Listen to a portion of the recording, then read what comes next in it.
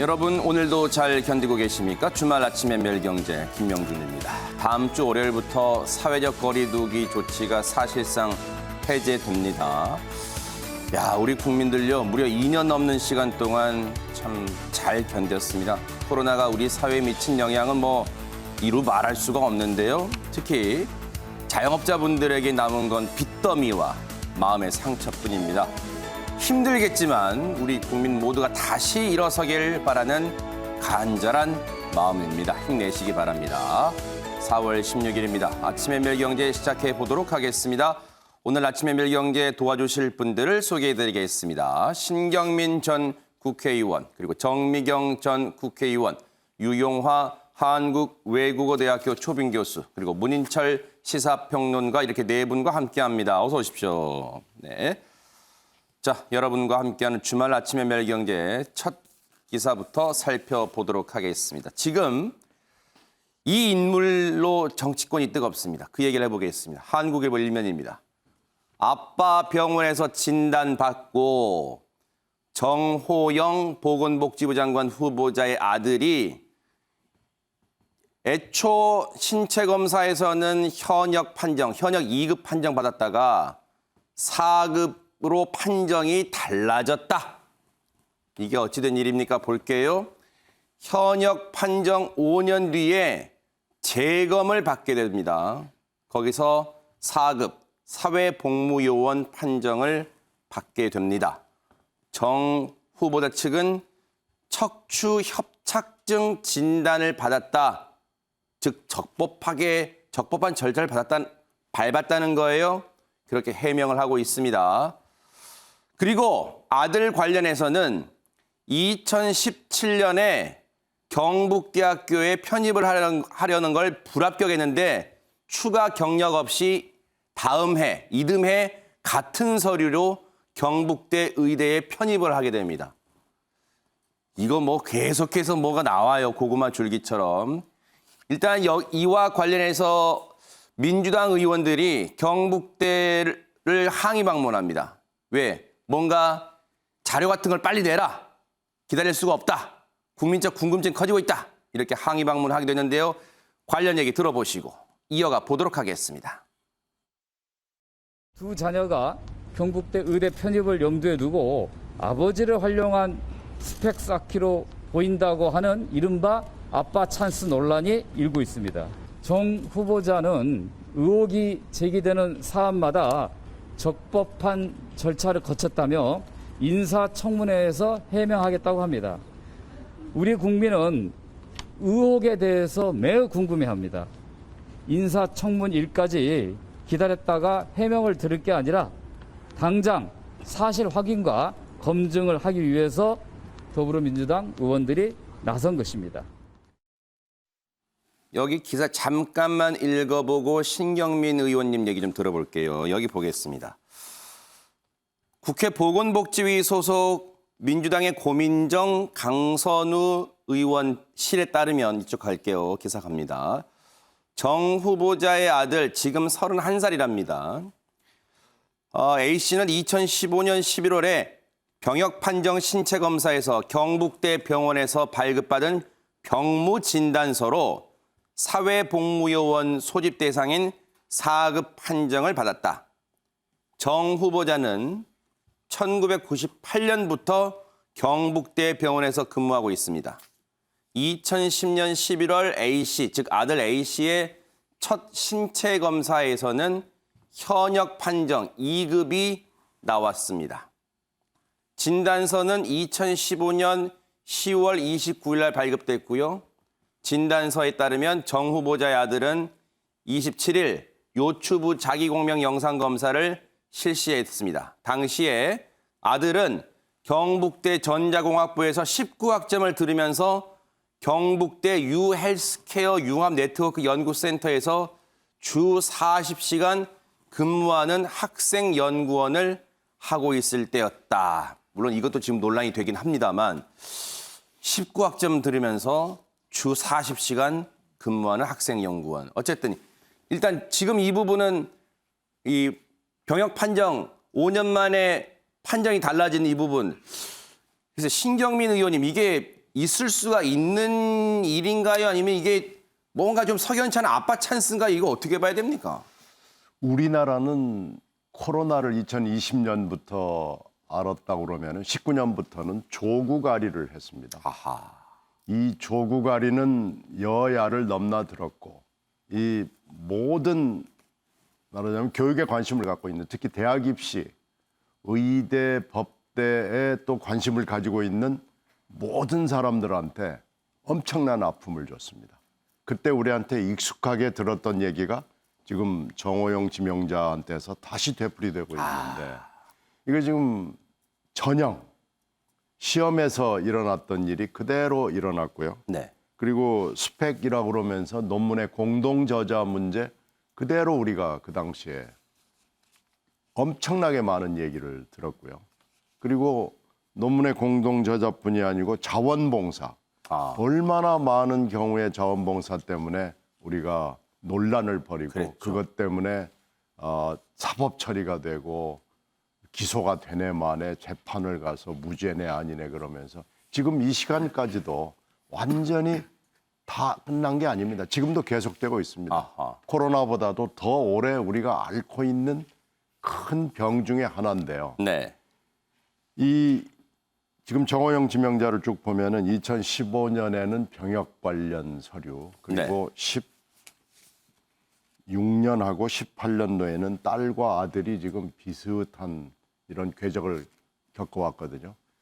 이거 국민들이 이 얘기만 들으면요 경기가 일어날 정도로 즉각적으로 반응할 수밖에 없는 단어들이 다시 그대로 지금 나오고 있는 거예요. 네. 16년, 17년, 18년 그 당시에 똑같은 일들이 벌어지고 있었구나라는 네. 걸 알고 지금 이분이 윤석열 당선인의 제안을 받고 장관을 하겠다고 나와서 청문회 자리에 나왔는데 이건 본인의 문제도 있고요. 인사 검증의 문제도 있고요. 인수위와 국힘당과 본인이 다 책임을 지고 이 부분에 대해서는 해명을 해야 되는 건 물론이고 필요하면 수사를 받겠다. 필요하면이라는 조건도 필요 없습니다. 근데 무조건 내 결백을 증명하기 위해서 수사를 받겠다 그러고 나와야 됩니다. 그런데 지금 엉뚱한 얘기를 한 거 아니에요? 아빠가 다니는 대학에 들어와서 공부하고 싶지 않겠느냐 그래가지고 이게 억장이 무너지는 소리를 하고 있는 겁니다. 하하. 그러니까 이렇게 조국아리를 해가지고 국민들이 모두 상심해 있고 불쾌하고 이런 일이 반복돼서는 안 되겠다라고 지금 어떻게 보면은 결심을 하고 있는 판에 다시 한번 도전장을 낸 건데요. 이건 빨리 정리를 하는 게 맞고요. 본인이 사퇴를 하건 아하. 당선인이 지명 철회를 하건 결단을 빨리 내리면 내릴수록 맞다고 봅니다. 네. 지금 언론들이 정호영 후보자 관련해서 이제 단독 기사들을 막 내고 있어요. 동아일보 기사를 보겠습니다. 딸 얘기도 나와요. 동아일보 일면입니다.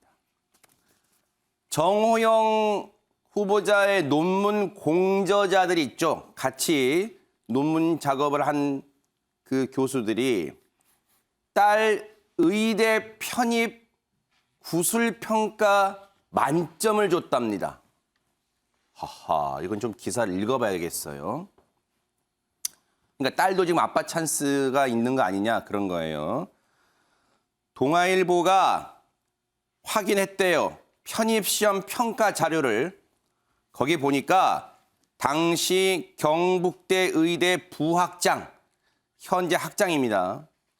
당시에 의대 부학장이었던 아예 실명까지 공개하고 있어요. 박태인 교수 등 3명의 평가위원이 한 고사실에서 정 씨에게, 즉 정호영 후보자의 딸에게 동시에 20점 만점을 줬대요.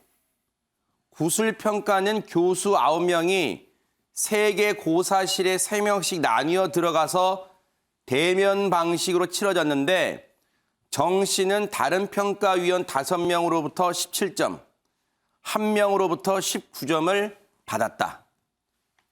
박 교수, 앞서 박태인 교수라는 사람은 정 후보자와 경북대 의대 동문으로 2012년 제26대 의대 동창회 임원에 함께 취임했다.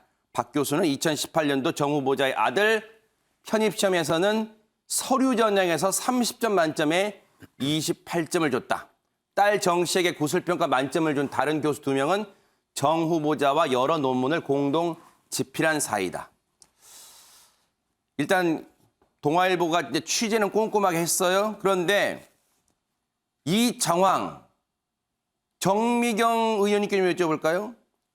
딸이 구술평가를 진짜 잘 했을 수도 있잖아요. 이 점수를 일단 이렇게 받았다. 어떻게 봐야 됩니까, 이건? 까마귀 날자 배 떨어진 격입니까? 어떻습니까? 아니 뭐 잘했을 수도 있죠. 조국 전 장관도 그 조민 씨가 공부 잘했다고 영어 잘한다고 맨날 그러시잖아요. 네. 그다음에 최순실 씨 그 정유라. 네. 정유라 그 딸도 사실은 열심히 승마 다 할 수 있는 거잖아요, 지금. 근데 핵심은 그건 아니고요.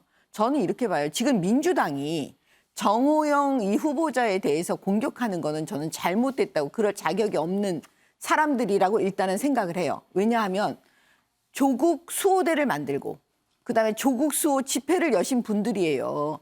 그 부분부터 먼저 사과하고 이 정호영 후보자에 대해서 얘기하는 게 저는 순리다.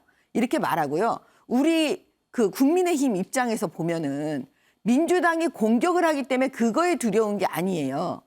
진실로 우리가 두려워해야 할 지점은 뭐냐면 민주당의 그런 행태가 너무 싫어갖고 정권 교체를 해주는 우리 국민들을 바라보면서 사실 두려워하는 거예요, 이 지점이.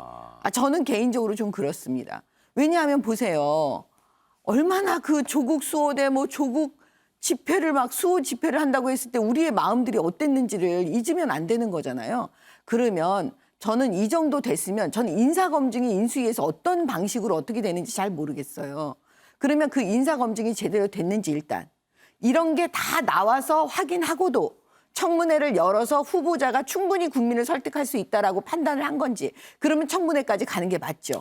예, 그렇지만 만약에 지금 인수위에서 이런 상황은 전혀 몰랐다. 본인 얘기만 듣고 그냥 이거는 왜냐하면 수사를 하는 건 아니잖아요. 그렇죠. 인수위에서 네. 인사검증이라는 게. 근데 지금 언론 보도가 이렇게 나오는 걸 보고 이 정도였다라고 인수위도 놀라신다면, 그러면 저는 빠른 시간 내 2, 3일 안에 언론 보도 나온 것만 가지고도 검증이 또 할 수 있잖아요.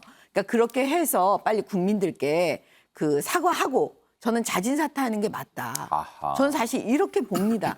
그게 정권 교체를 하게 해주신 우리 국민들에 대한 도리다. 저는 그렇게 봐요. 근데 인사검증이 어떻게 됐는지 사실 제가 모르기 때문에 그 속사정은 잘 모르겠습니다. 사실 인사검증에서 이 부분이 체크가 안 됐을 수 있어요. 왜냐하면 기본적으로 후보자 본인에게 몇 가지 체크 항목은 서류를 통해서 하겠지만 이 부분까지는 그때 걸러지지 않을 가능성이 크잖아요. 그렇죠. 예. 관련해서 중앙일보는 이런 기사를 싣고 있습니다. 민주당 반응 궁금하잖아요. 앞서 보건복지위 소속 민주당 의원들이 항의 방문도 했습니다만 당 차원에서는요. 민주당 차원에서는 보세요. 중앙일보 사면입니다. 정호영 자녀들 아빠 찬스 의혹이 커졌다. 민주당은요. 지명 철회를 요구하고 있습니다. 결자 해지 차원에서 윤석열 당선인이 청문회까지 갈 것도 없다. 지명 철회해라. 이렇게 요구를 하고 있는데요. 관련해서 박지원 공동 비대위원장 얘기 들어보시고 이어가 보도록 하겠습니다. 윤석열 당선인은 공정과 정의를 내세우고 당선이 됐습니다. 당선인이 정호영 복지부 장관 후보자 자녀의 입시 비리와 한동훈 법무부 장관 후보자의 검언 유착 사건을 조국 전 장관을 수사하던 수준으로 하는지, 측근이라고 감싸고 덮어버리는지 일단 지켜봤으면 합니다. 만약 윤 당선인이 조국 전 장관에게 적용했던 잣대를 자신과 측근에게는 적용하지 않는다면 국민이 나서서 심판할 것입니다. 지명 철회하라. 이렇게 압박을 하고 있습니다. 유영화 교수님, 지금 전해지는 언론 보도로는 윤석열 당선인은 지금 정호영 후보자의 논란에 대해서 청문회를 좀 지켜보자 이런 입장 같은데 글쎄요, 지금 상황이 그렇게까지 청문회를 지켜봐야 될 상황까지일까요? 어떻습니까, 지금? 글쎄요, 윤 당선인이 아마 그때까지 갈 수 있다고 좀 봅니다. 가능성이. 이번에 인사 스타일이라든가 인사 내정의 어떤 자기 기준이라든가 능력과 자질만 얘기했잖아요, 실제로. 그렇기 때문에 그럴 가능성이 상당히 농후하다라는 생각이 들고. 그러나 이제 우리가 많이 장관의 인사청문회를 많이 봤잖아요. 보면서 사실상 뭐 정호영 후보자 케이스는 굉장히 놀랄 만한 증폭된 케이스지만은 많은 후보자들이 사실상 문제들이 많이 있었어요, 그죠? 그래서 낙마하는 사람도 있고 자진 사퇴하는 사람도 있고.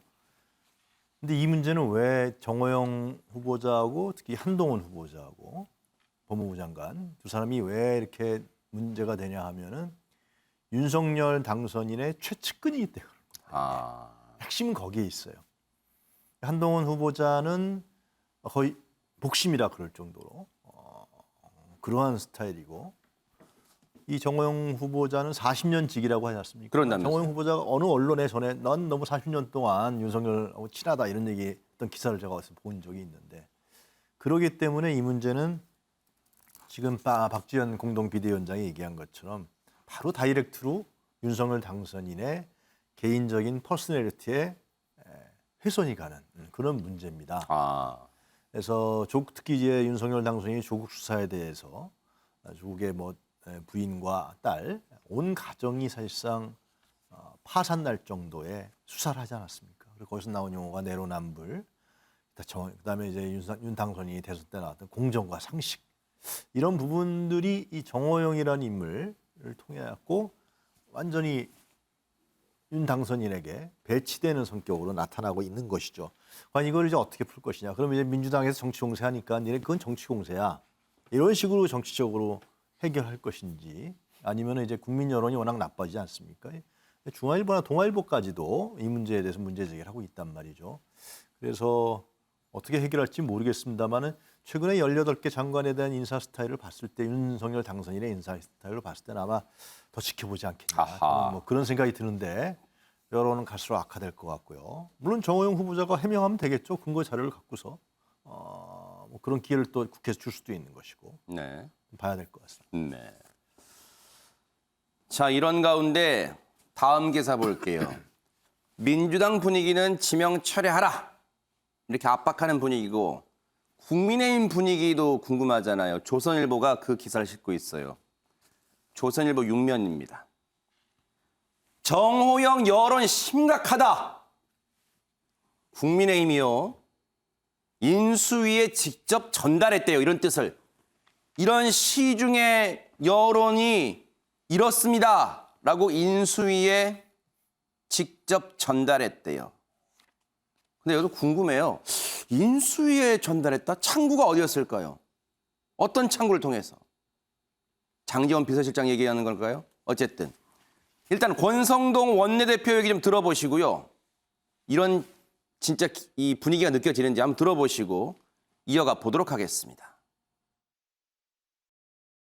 정호영 복지부 장관 지금 여러 의혹이 계속해서 나오고 있는데요. 국민의힘 입장에서는 어떤 입장이신가요? 지금 뭐 언론에서 단편적으로 의혹 제기를 하고 있고 그 의혹이 사실인지 여부에 대해서는 아직 확인이 되고 있지 않은 그런 상황입니다. 청문회를 통해서 우선 그 부분에 대해서 검증을 할 필요가 있다 이렇게 생각하고 있습니다. 일단은 권성동 원내대표의 얘기는 원론적 입장이면서 동시에 윤석열 당선인의 입장과 비슷해, 궤가 비슷해요. 청문회 지켜보자. 벌써 이 논란 나온다고 해서 뭘 이렇게 지명 철회하거나 뭘 접냐. 논란이 진짜 사실인지 한번 지켜보자. 이런 분위기인데 그렇다면 국민의힘이 이런 분위기가 있다는 걸 인수위에 직접 전달했다? 하나 더 보고 갈게요. 기사 하나 더 보겠습니다. 경향신문 기사 좀 보여주세요. 다음 기사. 시험대에 오른 윤석열의 공정이다? 왜? 문재인 정부 내로남불이라고 막 공격해왔잖아요. 공정 뭐 상실했다. 그래서 공정을 비판했던 윤석열 정부, 윤석열 당선인 지금 본인에게 지금 공정 문제가 쏟아진 거예요. 앞서 조선일보 기사 다시 보여주세요. 문인철 평론가님. 예. 앞서 권성동 원내대표 얘기 들어보면 이런 분위기는 잘 안 느껴졌단 말이에요. 그럼 이게 물론 조선일보가 취재했겠지만 이 분위기가 있을까요? 진짜 이거 윤석열 당선인에게 이런 가감없이 전달할 수 있는 분위기일까요? 국민의힘 어떻습니까? 권성동 의원이 원내대표 당선된 다음에 일성이 그거였죠. 당선인에게 대통령에게도 쓴소리를 마다하지 않겠다. 근데 방금 나온 인터뷰만 가지고는 쓴소리는 아닌 것 같아요. 그런데 국민의힘에서 이렇게 여론을 전달, 인수위의 여론이 심각하다는 것을 전달한 거 보면 나름 쓴소리를 한 것 같습니다.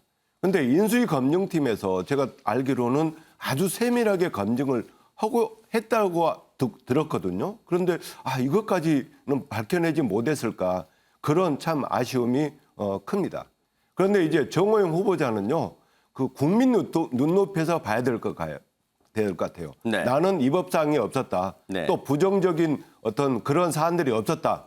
그래서 나는 청문회까지 가서 이야기를 하겠다. 이렇게 하지 말고 정말 국민 여론, 국민 눈높이가 무엇인가. 특히 이제 정권이 창출되고 나서 초대 장관이거든요. 그 어느 때보다 그 동력을, 국정 동력을 갖는데 정말 중요한 시기입니다. 그래서 이게 그 윤석열 정부의 국정에 내가 조금 부담이 되겠구나. 나는 이 법상이나 부정이 없었다 하더라도 정말 한번 고민해봐야겠구나 해서 그런 정무적인 판단을 스스로 해봐야 됩니다. 네. 떠밀려서는 안 됩니다. 국민의힘에서 어떤 여론을 했던 또는 혹 당선인님께서 어떤 그 당부를 하지 않았더라도 본인이 이제는 정말 조용하게 국민 눈높이에서 정무적 판단을 가지고 내가 계속 나아가야 될지 아니면 여기서 멈춰야 될지를 정말 심각하게 고민해야 될 시점이라고 봅니다. 글쎄요. 이런 분위기를 전달했다는데 어떤 경로일지 어떤 창구일지도 궁금합니다. 그리고 윤석열 당선인이 이런 우려를 보고받고도 어떤 움직임을 할지 좀 지켜볼게요. 보통 우리가 정치권이 주말 사이에 고비다 그런 말 하는데 이번 주말 사이에 뭐가 크게 바뀔 것 같지는 않아요. 앞서 우리 네 분 얘기해 주셨지만 윤석열 당선인의 스타일상 일단 청문회까지 가지 않을까 이런 생각도 조심스럽게 해봅니다.